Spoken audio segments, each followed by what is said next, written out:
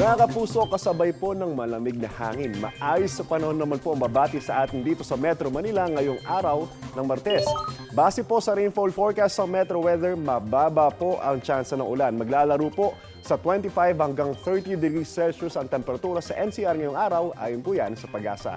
Ngayong umaga, posible po ang light to moderate rain sa ilang bahagi po ng northern at ng southern Luzon, maging sa Visayas at sa Caraga region. Pagsapit ng hapon mga kapuso, asahan na pong ulan sa pampanig ng ating bansa. Posible po ang heavy to intense rain sa ilang lugar, kaya maging alerto pa rin po sa banta ng baha o kaya naman ang landslide. Sabi po ng Pag-asa, nagbabalik muli ang shayline sa silangang bahagi po ng Visayas habang patuloy na naka-apekto sa Luzon ang hanging amihan. Paalala po mga kapuso, stay safe and stay updated.